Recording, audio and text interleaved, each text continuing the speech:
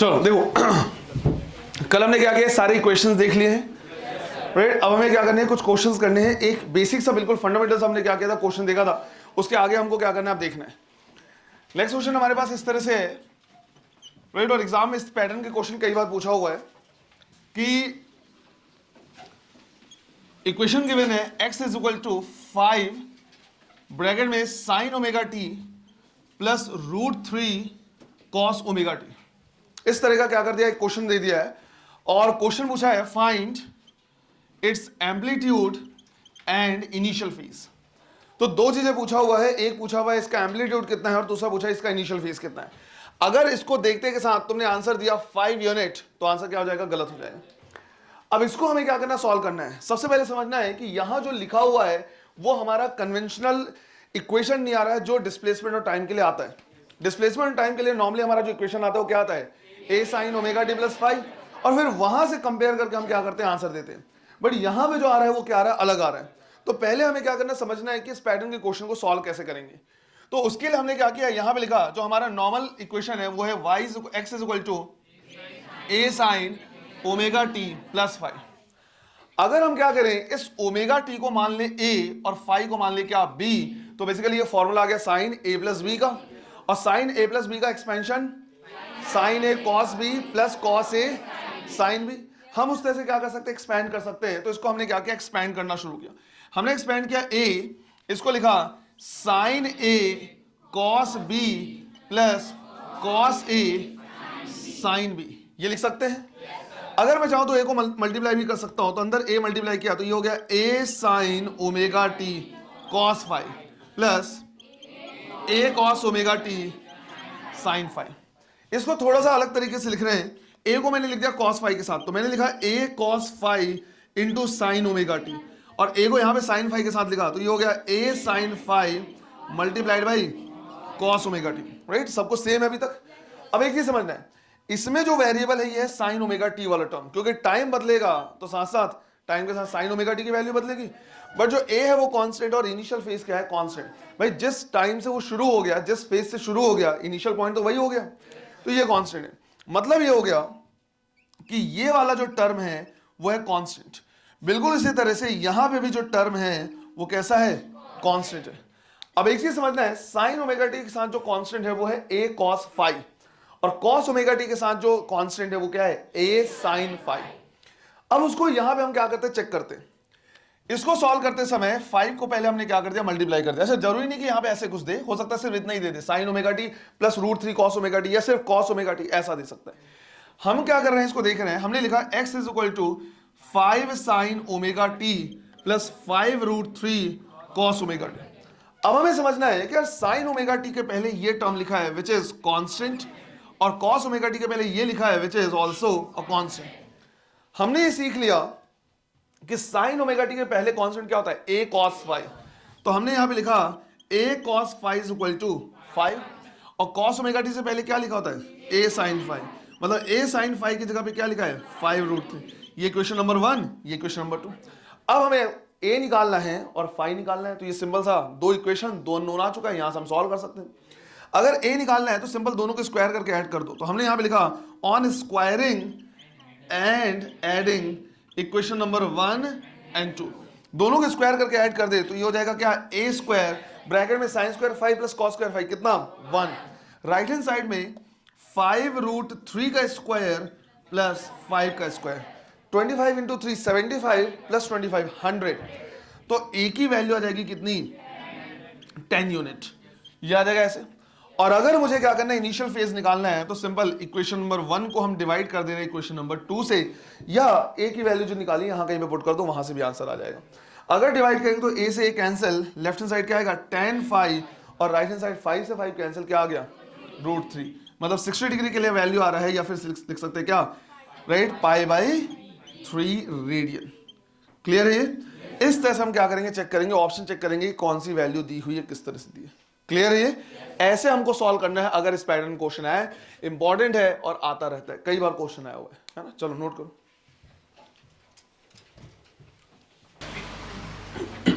देखो फिर हम क्या कर रहे हैं, एक और एग्जांपल ले रहे हैं। इक्वेशन थोड़ा अलग टाइप से दे दिया है, यहां पे बोला है x is equal to a sine square omega T. इस तरह का इक्वेशन दिया हुआ है और बोला हुआ है इसके लिए हमें क्या करना है, निकालना है टाइम पीरियड की वैल्यू, या टाइम पीरियड के साथ साथ फ्रीक्वेंसी भी क्या कर सकता है, पूछ सकता है। एक निकाल लेंगे तो दूसरा आ जाएगा। अब ये क्वेश्चन ऐसा है जो जेई में भी आया हुआ और नीट में भी आया है। पहले जेई में आया शायद 2005 में, 2010 में क्या कर दिया, रिपीट कर दिया एज इट इज, किसमें, नीट में, थोड़ा मोड़ा मॉडिफाई करके। अब इसको मुझे अगर क्या करना है, समझना है, तो सबसे पहले हम नॉर्मल क्या करते हैं, एग्जांपल देख लेते हैं कि नॉर्मली अगर लिखें x is equal to a sine omega t, तो जब हम साइन ओमेगा टी का क्या करेंगे, ग्राफ बनाएंगे, तो ये ग्राफ जो होता है वो इस तरह का होता है, राइट, जिधर एक तरफ t है और एक तरफ क्या है, x, और मुझे देखना है कि कितने टाइम के बाद ये अपने आप को रिपीट कर रहा है। तो यहां से यहां और यहां तक गया, उसके बाद ही अपने आप को क्या कर रहा है, रिपीट कर रहा है, राइट। ऐसा नहीं बोलेंगे कि इसके बाद रिपीट कर रहा है, ये सिमिलर मोशन दोनों नहीं है। यहां तक एक कंप्लीट साइकिल हुआ, फिर अपने मोशन को क्या कर रहा है, रिपीट कर रहा है, मतलब इतने में जो टाइम लगा वही कहलाएगा उसका टाइम पीरियड। अब मुझे देखना है साइन स्क्वायर ओमेगा टी का ग्राफ। जब मैं साइन स्क्वायर ओमेगा टी देखूंगा तो जितने भी माइनस वाले टर्म है स्क्वायर होने की वजह से वो भी क्या हो जाएंगे, प्लस हो जाएंगे। तो जब हम यहां पे क्या करते हैं, ग्राफ ड्रॉ करते हैं, अगेन मैं बाई कंपैरिजन दोनों को क्या कर रहा, निकाल रहा, मतलब एक साइड हमने लिखा है किसके लिए, साइन ओमेगा टी के लिए, और एक साइड हम लिख रहे हैं साइन स्क्वायर ओमेगा टी के लिए। तो यहां जो ग्राफ हम क्या करते हैं, ड्रॉ करते हैं, वो ग्राफ इस तरह से ड्रॉ होते हैं, ऐसे। इन्हीं के साथ अगर मैं क्या करूं, कंपेयर करूं साइन स्क्वायर ओमेगा टी के ग्राफ को, तो हम कहेंगे साइन स्क्वायर ओमेगा टी का जो ग्राफ होगा, सारी वैल्यू क्या होंगी, पॉजिटिव, वो इस तरह का साइकिल होगा,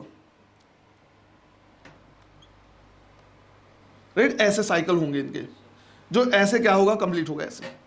अब हमें क्या करना है, देखना है कि साइन ओमेगा टी का जो साइकिल है वो यहां इसके बाद रिपीट हो रहा है, मतलब इसको टाइम लगा कितना, टी, लेकिन जब साइन स्क्वायर ओमेगा टी के ग्राफ को देख रहा है तो वो इतने के बाद ही अपने मोशन को क्या कर दे रहा है, रिपीट कर दे रहा है। अगर यहां से यहां के लिए टाइम टी है तो ये कितना हो जाएगा, t/2।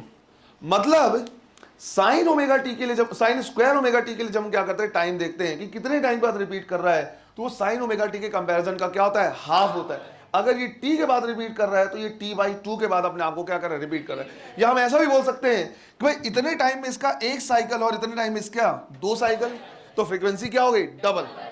अब अगर यहां पे क्या करेगा, पूछेगा, तो हम सिंबल लिखेंगे कि भाई इस जगह पे, राइट, अगर मान लो ओमेगा दिया हुआ है तो हम लिख सकते हैं omega is equal to 2π/t, तो जो टाइम पीरियड t होता है वो कितना हो जाएगा, 2π/ओमेगा। पर अगर हम यहां पे अगर टाइम देखें किसके लिए, साइन स्क्वायर के लिए, तो इसका जो टाइम पीरियड हो जाएगा वो इसका क्या हो जाएगा, हाफ हो जाएगा। और अगर हाफ लिखेंगे तो कितना लिखेंगे, π/ओमेगा। या फिर अगर इसी के लिए फ्रीक्वेंसी लिखना पड़ा तो क्या लिखेंगे, ω/π। ये हमें क्या करना है, ध्यान रखना है। अब जो ऑप्शन थे वो सिर्फ ऐसे नहीं थे कि इतना वो है, इसमें ऐसे भी लिखा होता कि पीरियडिक मोशन है विद टाइम पीरियड π/ओमेगा, SHM है विद टाइम पीरियड π/ओमेगा, तो वो भी ध्यान रखना है, राइट। इसको भी हम SHM कह सकते हैं, क्लियर है ये। तो यहां पे हम क्या करें, बस इसका ध्यान रखना है सही तरीके से कि भाई टाइम पीरियड जो है वो हाफ या फ्रीक्वेंसी क्या है, डबल। अब ये क्वेश्चन अपने आप में अकेला नहीं है, ये तो क्या है, डायरेक्ट एक बार पूछ लिया है। पर हमें एक चीज और समझ में आई कि जहां जहां पे साइन स्क्वायर ओमेगा टी या cos square omega T function आएगा, उनकी फ्रीक्वेंसी हमेशा साइन या कॉस के क्या होंगे, डबल होंगे, या टाइम पीरियड हाफ होगा। और साइन स्क्वायर कॉस स्क्वायर में कोई डिफरेंस नहीं है, सिर्फ 90 डिग्री फेज डिफरेंस और कुछ नहीं, ग्राफ क्या है, बिल्कुल सिमिलर। अब मैं ऐसा क्यों कह रहा कि बार बार आएगा, बार बार इसलिए आएगा क्योंकि इसी चैप्टर के लास्ट में जब हम एनर्जी कंसिडरेशन क्या करेंगे, देखेंगे, तो वहां पे हम देखेंगे कि जो काइनेटिक एनर्जी बनेगा टाइम के साथ वो कॉस का फंक्शन होगा, और जो पोटेंशियल एनर्जी होगा वो साइन का फंक्शन होगा, राइट। और कॉस में भी कैसा, कॉस स्क्वायर और sine square.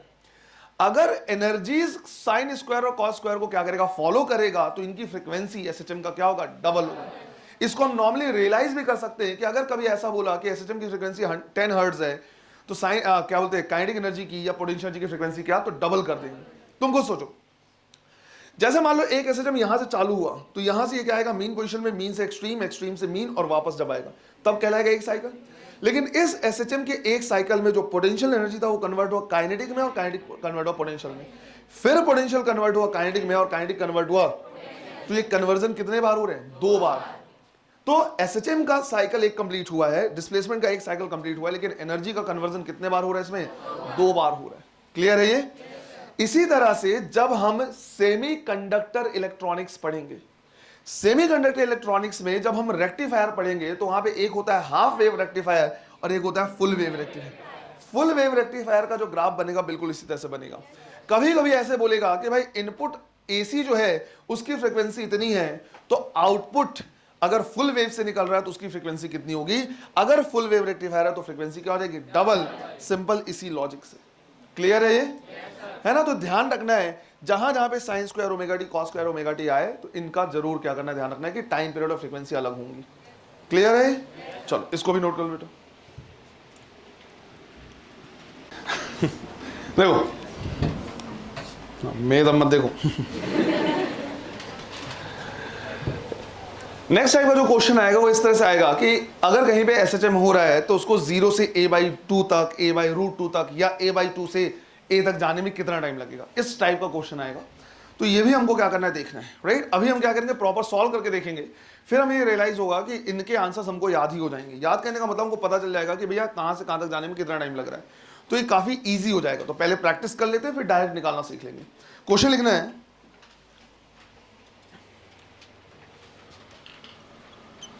find the minimum time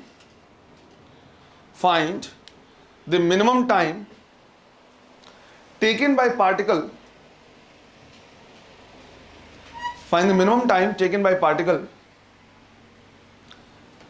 to travel from mean position to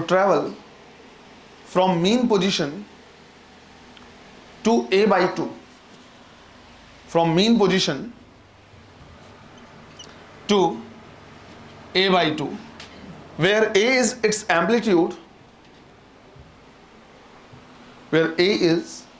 amplitude, and its time period is capital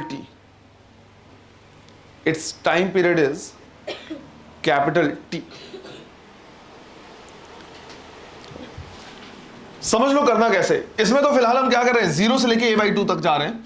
एक बार क्वेश्चन ऐसे आया कि 0 से a/2 और a/2 से a तक जाने में जो टाइम लगा है उनका रेशियो लेना है। राइट? उनका क्या करना है, रेशियो लेना है।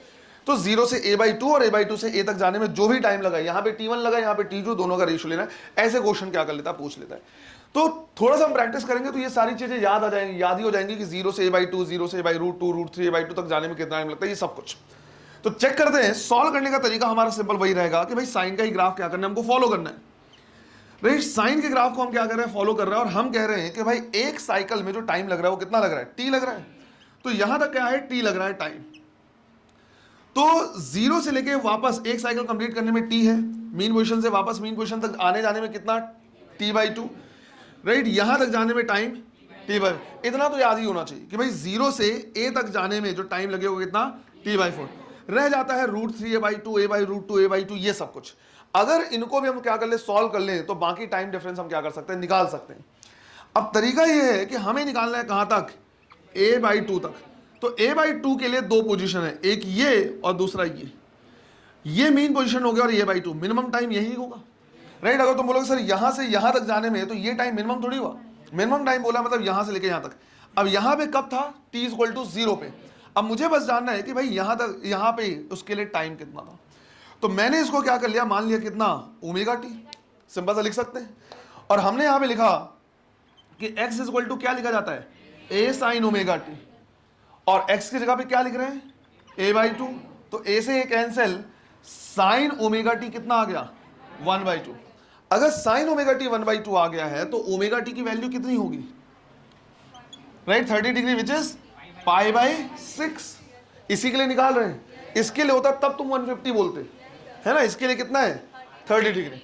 अब अगर हम क्या करें, चेक करें, तो ओमेगा को लिखा जा सकता है 2π/t multiplied by small t is equal to π/6। अब यहां से अगर हम क्या करें, देखिए तो पाई से पाई क्या हो जाएगा, कैंसिल, और जो टाइम लगेगा वो लगेगा t/12। इतना टाइम लगेगा। क्लियर है ये? तो इस तरह से हमको पता है कि भाई 0 से t तक जाने में कितना टाइम लगेगा, t/12। अब अगर तुमसे पूछ ले कि a/2 से a तक जाने में, तो हम कहेंगे कि भाई ऐसा है कि हमने अभी जस्ट ये निकाल लिया कि यहां तक के लिए जो टाइम लग रहा है वो लग रहा है t/12, और यहां से यहां तक के लिए टाइम हमें पता है a तक जाने में कितना, राइट, t/4। तो इनका टाइम डिफरेंस निकाला जा सकता है। तो अगर कभी इस तरह से क्या कर ले, पूछ ले कि a/2 से a तक जाने में, क्योंकि बहुत लोग यहां पे गलती किए थे, रेशियो 1 ले आए थे। क्वेश्चन क्या पूछा था कि 0 से a/2 तक जाने में जो टाइम लग रहा है लेट्स से t1, और a/2 से a तक जाने में जो टाइम लग रहा है लेट्स से t2, इनका क्या करना है, रेशियो निकालना है। बहुत लोगों ने 1 रेट बता दिया, उनको लगा 0 से a/2 और a/2 से a तक बराबर बराबर टाइम लगेगा, लेकिन ऐसा नहीं है। वेरिएबल एक्सेलरेशन है, राइट, एक्सेलरेशन वेरिएबल है, अलग अलग स्पीड है ना, पहले धीरे धीरे जाएगा फिर तेजी से जाएगा, या फिर पहले तेजी से जाएगा फिर धीरे धीरे जाएगा, अलग अलग स्पीड से जाएंगे, है ना। गिरते समय पहले तेजी से गिरेगा फिर थोड़ा धीरे आएगा, अलग अलग स्पीड से आएंगे। तो इनका जो टाइम है वो सेम नहीं रहेगा, इसका क्या करना है, ध्यान रखना है, इनका टाइम सेम नहीं रहेगा। अच्छा, अगर बोलेगा a/2 से a तक जाने में, तो लेट से हमने बोल दिया t' टाइम है, और t' जो है, अब बताओ a तक जाने में टोटल टाइम कितना लग रहा है, t/4 माइनस a/2 तक आने में t/12। तो तुम इसको लिख सकते हो, राइट, 3t/12 माइनस t/12 लिखा जा सकता है। 2t/12 मतलब t/6, इतना टाइम लगेगा। तो अगर मैं रेशियो निकालूं तो यहां से यहां तक जाने में टाइम कितना लगा था, t/12, और यहां पे कितना लगा है, t/6। ये कैंसिल हो जाएगा, 6/12 मतलब 1/2। क्लियर है ये? ऐसे हम क्या कर सकते हैं, निकाल सकते हैं। सही है क्या, गलत लिख दिया मैंने, 6/12 1/2। क्लियर है? ऐसे हम क्या करेंगे, निकालेंगे। इस तरह का क्वेश्चन पूछेगा, करो।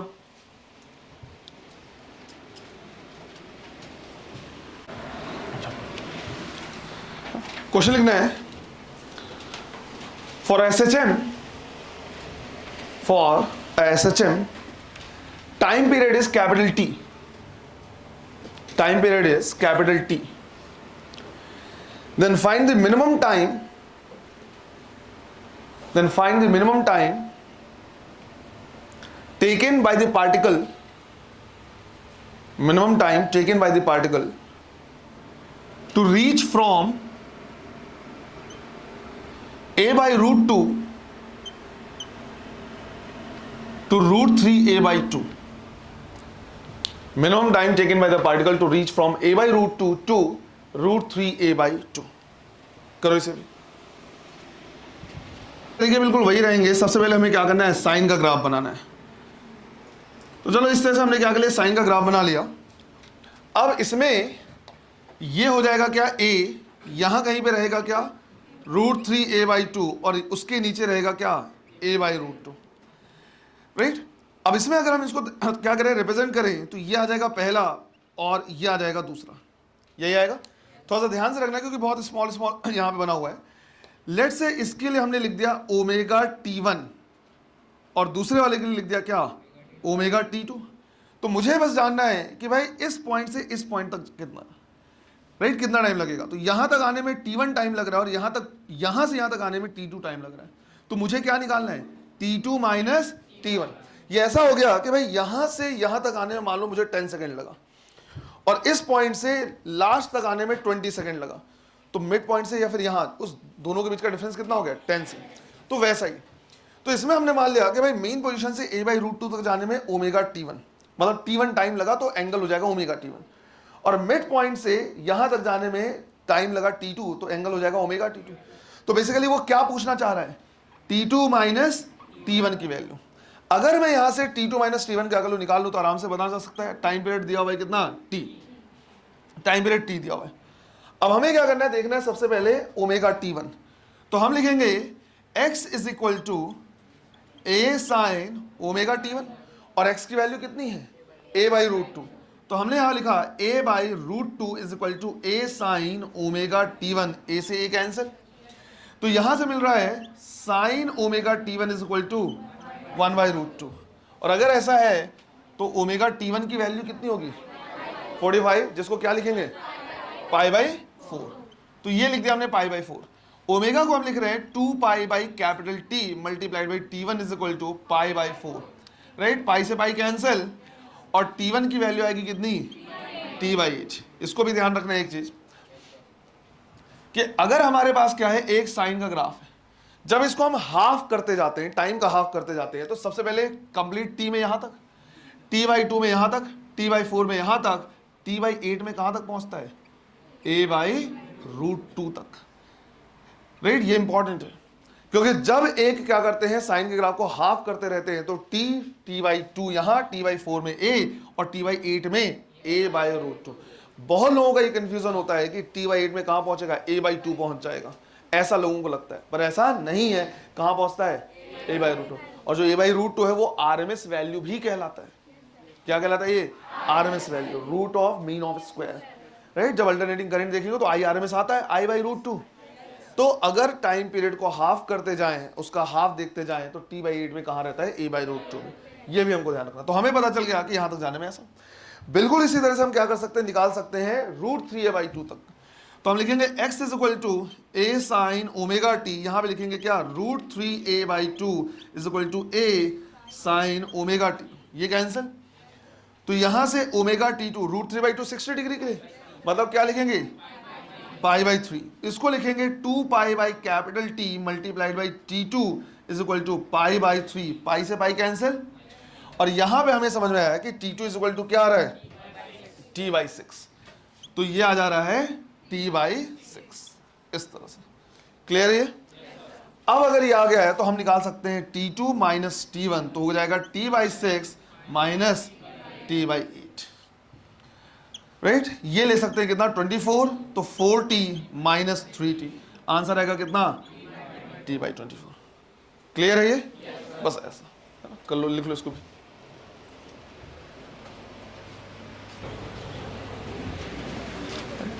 चलो देखो, तो अगर कभी भी क्या करेगा, पूछेगा कि इस पॉइंट से उस पॉइंट तक जाने में, तो सिंपल वही करना है, ω/T1 ω/T2, राइट। अगर वो बोल देगा कि -√3a/2 है वहां से मीन पोजीशन तक जाने में, राइट, या -a/√2 है वहां से a/2 तक जाने में, जिस भी टाइप का क्वेश्चन पूछेगा उन सब के लिए हम एंगल निकाल सकते हैं। बेसिकली निकालना क्या है, एंगल निकालना है। अब एंगल निकलने के बाद ω/T को क्या करना है, उस एंगल से इक्वेट करना है, T1 निकाल लेना है, T2 निकालना है, टाइम का डिफरेंस निकाल लेना है, बन जाएगा। करने का तरीका बेसिक क्या है, यही है। एंगल निकालना अगर आता है, वो इनवर्स में हमने सीखा है, बस एंगल निकालना आता है, वहां से T1 T2 निकाल सकते हैं। बट रिकमेंडेशन ये है कि कुछ चीजें क्या करो, याद रखो। कुछ चीजें कहने का मतलब है कि अगर मीन पोजीशन से कहां तक जाता है, a/2 तक जाता है, तो टाइम कितना लग रहा है, T/2। अगर ये सारी चीजें याद ही हो जाएंगी तो भाई और जल्दी सॉल्व कर सकते हो तुम, है ना। मीन पोजीशन से a/√2 तक जाने में कितना लग रहा है, T/8, राइट। इसी तरह से मीन पोजीशन से √3a/2 तक जाने में T/6, और मीन पोजीशन से a तक जाने में मिनिमम टाइम जो लगता है कितना लगता है, T/4। तो अगर हमारे पास कुछ वैल्यूज हमें क्या है, याद है, तो हम आसानी से निकाल सकते हैं। बोलेगा यहां से यहां तक जाने में, यहां से यहां तक, यहां से यहां, कहीं भी कोई भी कॉम्बिनेशन पूछ लेगा, दोनों के टाइम को क्या ले लेंगे, डिफरेंस ले लेंगे। तो अगर हमें कुछ वैल्यूज याद ही हो जाए तो ज्यादा बेटर है, और आसानी से और जल्दी हम क्या कर सकते हैं, सॉल्व कर सकते हैं। क्लियर है। क्वेश्चन एक दे रहा मैं यहां पे, क्वेश्चन लिख रहे हैं, find the minimum time, find the minimum time taken by an alternating current, find the minimum time taken by an alternating current of frequency 50 hertz, of frequency 50 hertz to reach from √3 I0/2 to its peak value,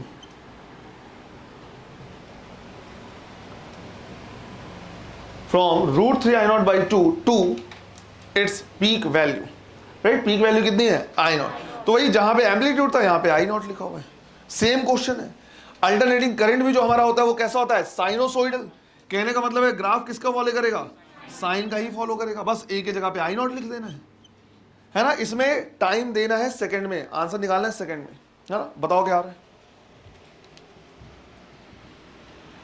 बिल्कुल SHM का ही question है, right. यहां कहीं पे क्या हो जाएगा, √3 I0/2, यहां से यहां तक जाना है।